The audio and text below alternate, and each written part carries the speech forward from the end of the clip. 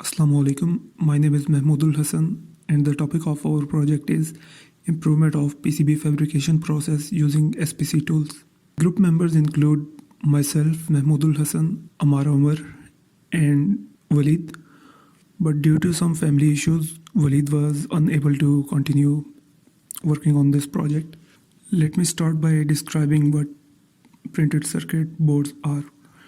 Printed circuit boards are flat pieces of copper laminated on both sides on which conductive paths can be printed for connecting various microcomponents.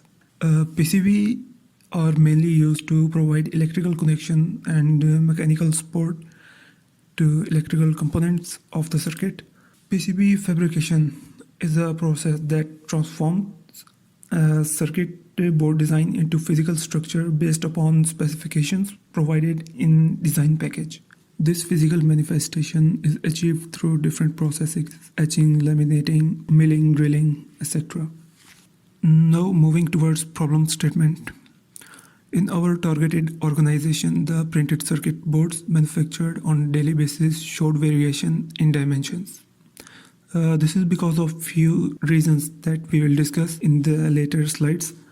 These dimensions being critical for the accuracy of the results due to the frequency these boards operate at. Slight deviation in the dimensions could cause trouble and decline in customer response.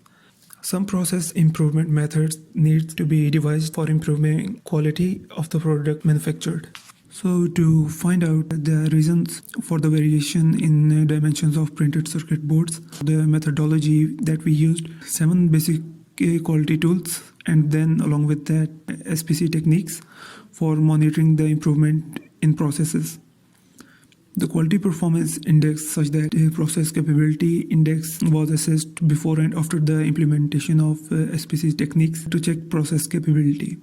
As shown in this slide, we have checked the CPK value before applying SPC techniques. After that, for process control, we have used control charts, cause and effect, and Pareto. And then after applying these three, we have checked the CPK value of process again.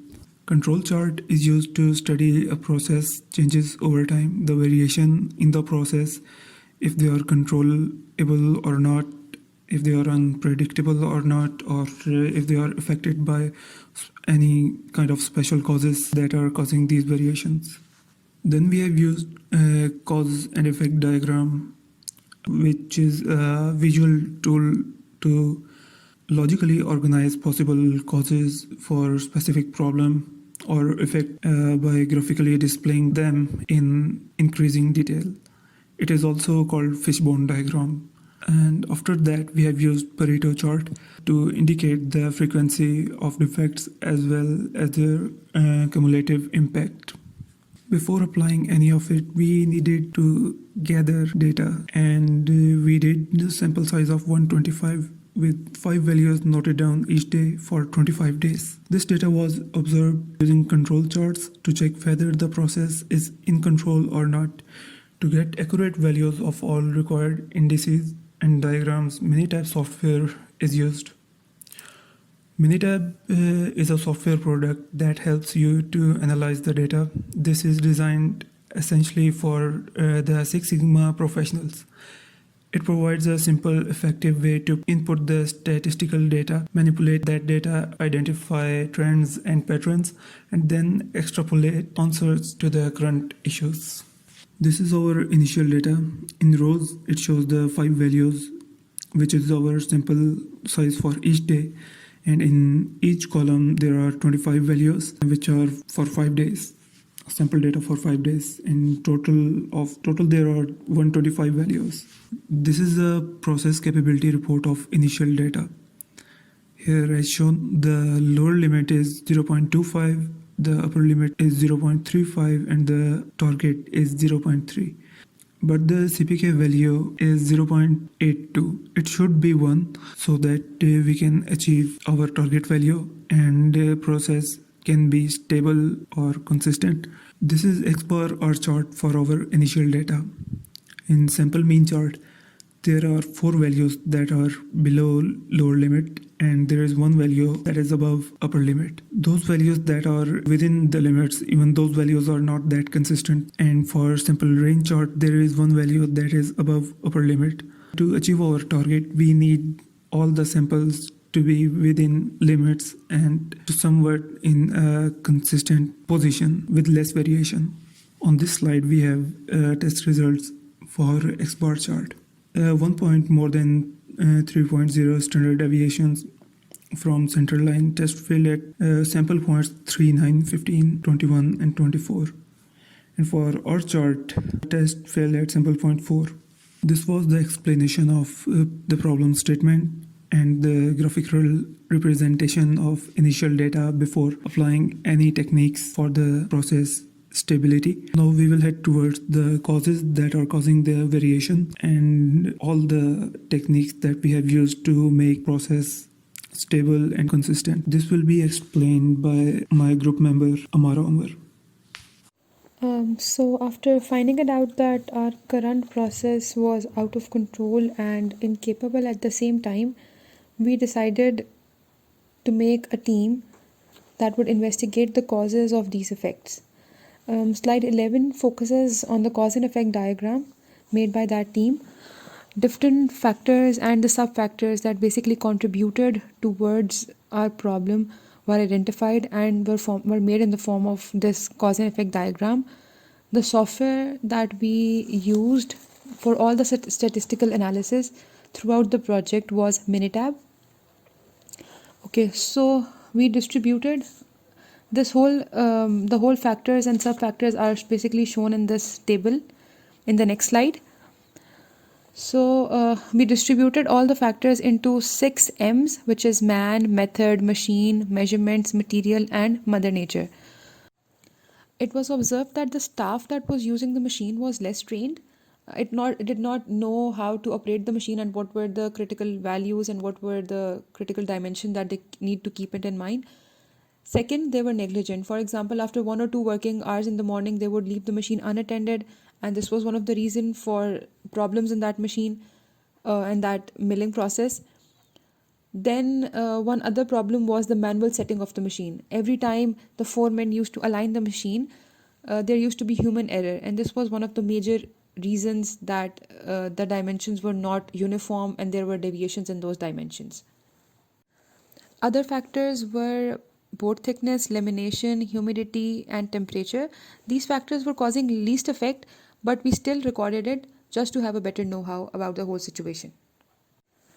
After that, we did a Pareto analysis just to identify those 20% causes which were the reasons for the 80% defects in our system, so that we could focus on those 20% problems and we could solve the 20% problems, and that would in turn give us a better result in the end. Slide 14 shows the first level Pareto analysis. In this, all the 6 M's were plotted. First of all, their frequencies were noted down using a checklist, and then we plotted the Pareto analysis diagram, and it clearly shows that man and machine are basically causing 77% of the defects. So our focus area was basically on this man and machine. Then did our second level Pareto analysis on man and then on machine, and it clearly shows that in man category there are 3 different elements: untrained staff, lack of knowledge and negligence, out of which untrained staff was the most significant factor. While in level 2 Pareto analysis of machine, which is in slide 16, it is clearly shown that manual setting is causing 78% of the problem. So it was highlighted manual setting and untrained staff were the 2 basic problems that were highlighted after level 2 analysis. Lastly, we did our third level Pareto analysis on manual setting, and we figured it out that human error was the main contributing factor. It was causing 77% of the problem. So our focus area was basically on the human error problem of the machine setting and the untrained staff. The Kaizen team that we formulated earlier then developed an improvement plan for improving these problems. The first solution that they suggested was to automate the whole system, because the manual setting of the machine was causing the main problem. So they decided that the whole process should be automated. Automatic machines should be ordered So a lot of investment was made on automatic machines. Second of all, the other proposed improvement plan was a 4-month training for our staff. This was done in order to educate the staff regarding the important points and in order to educate them regarding the use of that new machine. After implementing these improvement plans for around 3 to 4 months, new readings were taken like the old data. Like we again calculated 5 readings per day for around 25 days, and we collected a data of 125 sample set. This new sample set was again subjected to the whole process, the capability analysis, the control charts, to find out if this process is now in control or not, and whether it is capable enough or not. Slide 21 shows a comparison of the control charts of the data before and after improvement. It can clearly be seen that in before improvement, a few points are going out of our limits and they are marked as red, while after the improvement, all our points are within the control limits, which clearly shows that our process is now in control. Capability analysis was again done and CPK value was calculated, and now in this case the CPK value turned out to be 1.3, which shows that our process has improved, and CPK value greater than 1 shows that our process is going towards improvement. So our corrective plan proved to be successful. But this whole process is a continuous improvement plan. So it is expected that after a few months, if the readings are taken and if the capability analysis is again done, improvements should be observed. So after this whole study, it can be concluded that a little capital investment and training can effectively improve our process as a whole, and the implementation of 7 basic tools and SPC techniques play a vital role in continual improvement of our process. Thank you.